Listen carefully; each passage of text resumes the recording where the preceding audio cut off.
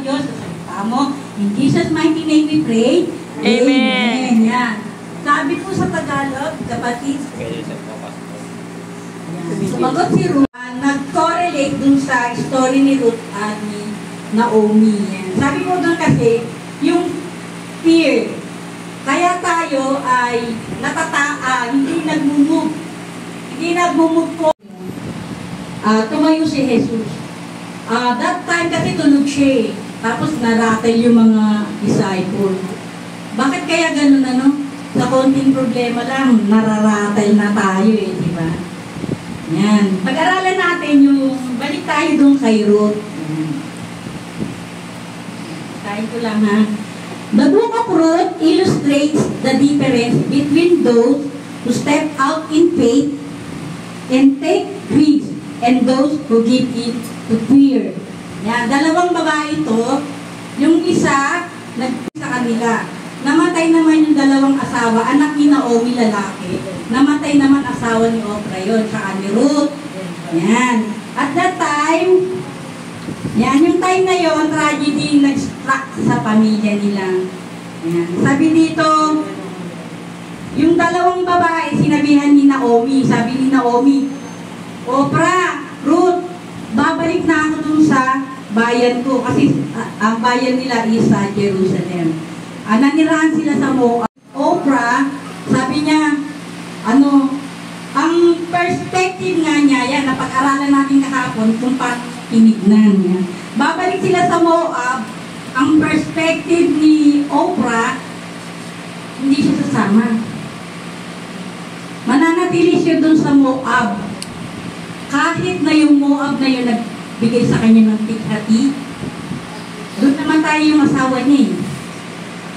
At that time, ang isip niya, ayaw niyang sumama kay Naomi.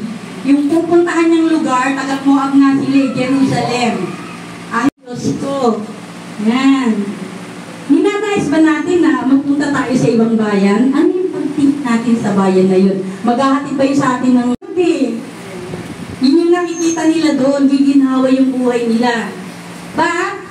Maging successful ka sa mali, di ba? Diba? Kaya nagkakaroon ng problema. Kaya kahit nag-abroad ka, diba, napansin nyo, marami pa rin ang hindi naging successful. Bakit? Kasi mali. Yung faith nila, nandyan lang sa tabi. Diba? Ganun ba tayo pagka dumadating tayo sa mga problema? Andyan si faith, dakamputin mo lang kasi inisang tabi mo. Diba? Nakakalungkot naman, diba? Hindi tayo nag-stand sa faith natin.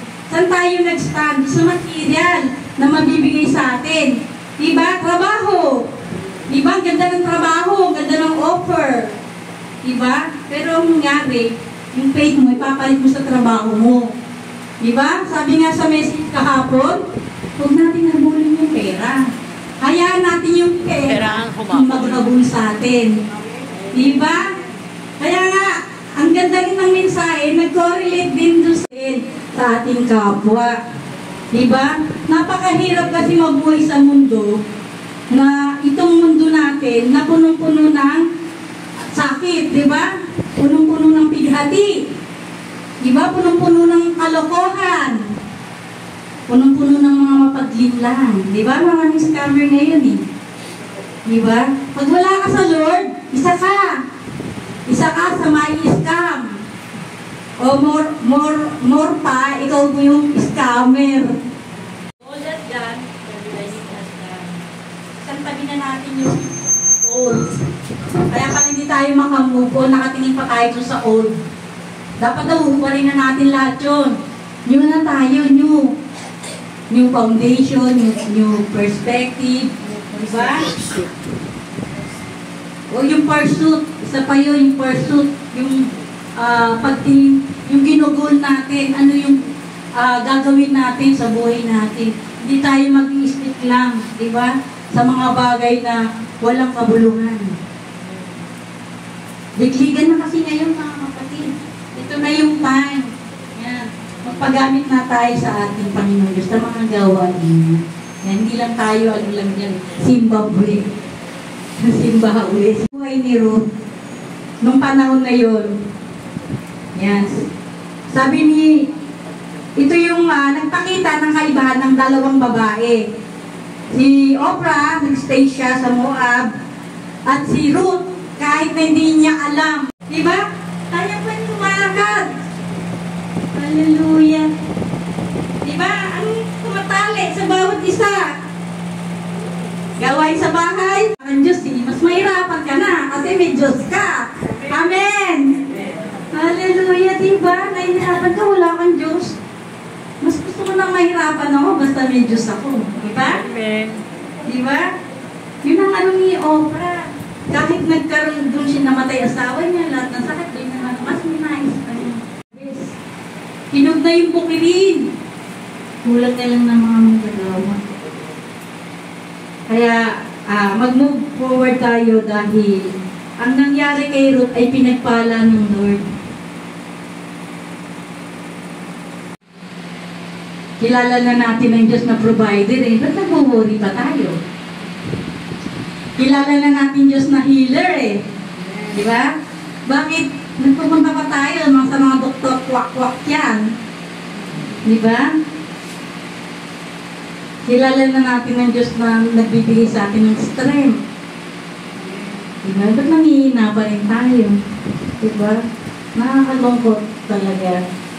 Yan. Sabi dito sa Naomi doon sa bayan niya. Yan. Yun palang pagpunta doon ni Ruth, may pangyayari, may mangyayari. Naging husband niya si natin, di ba malay mo, sa pagsunod mo, sa iyong magmumula, sa lahi mo magmumula.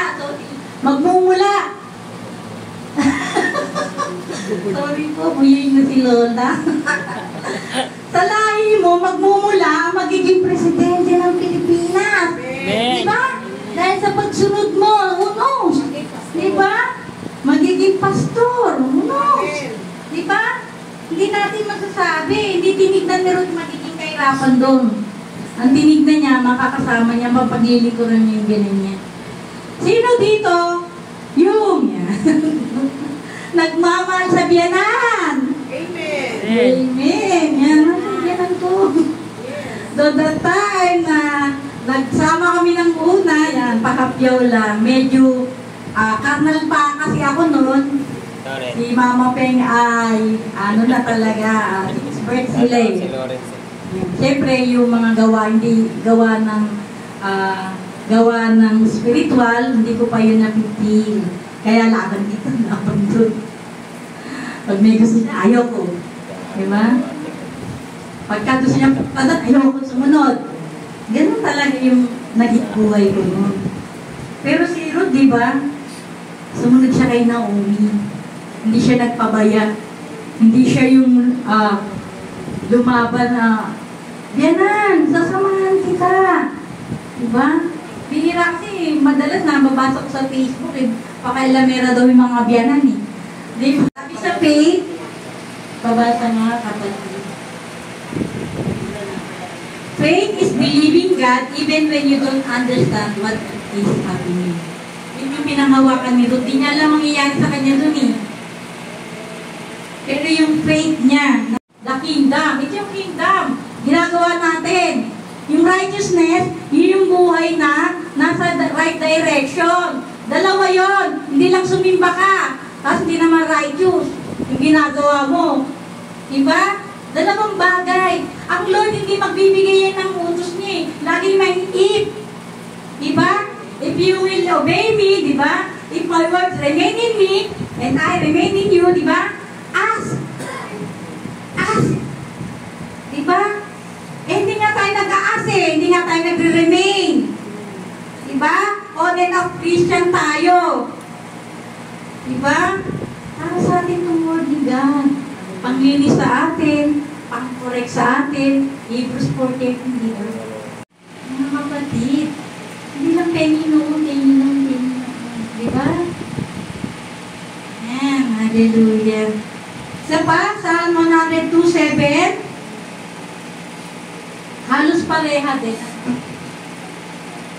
Psalm 107, 17, 102, verse 7, yan na yun. Ayan. He will respond respond. Bakit iba? Oo, he will respond to the prayer of the destitute. He will not despise their plea. Patingin nga ulit.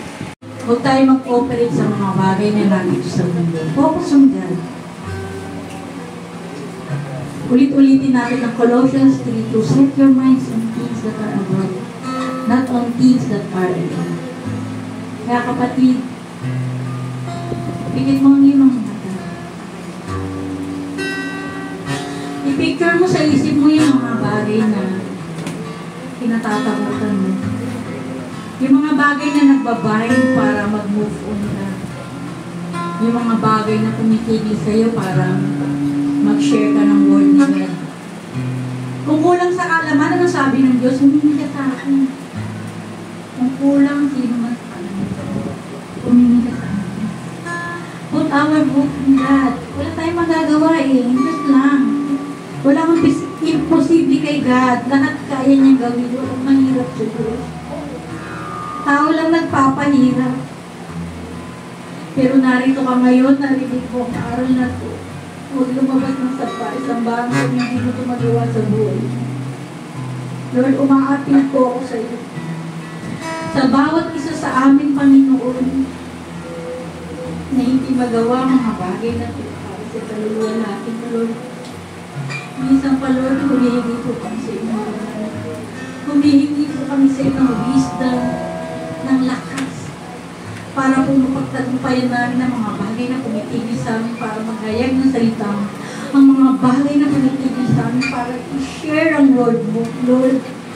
Marami, hindi pa nakakakilala sa iyo, Panginoon. Tulungan mo po ang bawat isa na maging Josephine. Ayan. Si Mami Linda. Mami Linda. Kaminita. Si Mami Lud. Si Mami Mitch. Unahin muna natin sila yung mga senior. Si Mami Sally. Uy, wala pa ako senior. Hindi pa ako senior. 2 years ago pa. Si Mami Sally. Ayun niya senior. Oy, malapit na. 2 years. 5 years old na raw kayo na senior, no? Mas maganda. Kaya welcome to the club. Yan. Tapos ang mga yan, Sister Maxie, Doti, Girly, Sister Gina, wala si Sister Milot, Sister Aina, Sister Ali. Ayan. Si Nanay Pasin, si Bella, wala si Ate Ninita, kaya mapupunta na lang sa iba si Ate Julie. Ate Gina, meron na lahat? Meron na po. Sige po, Pastora, ikaw po. Mamaya na po, Pastora. Sige po.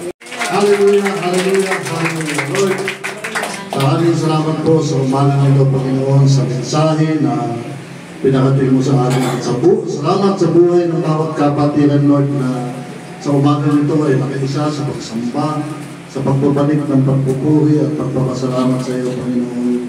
Sa umagang ito, aming hiling, Lord, yung pong masaganang pagpapala at bumula sa iyo, Panginoon. At dalangin din namin, Lord, ang pag-ibig mo at ang pagsama ng iyong banal na Espiritu ay lagi pong sumaamin lahat sa pangalan ng Ama, ng Anak at ng Diyos, Espiritu Santo. Lahat po tayo magsabi ng Amen. God bless you.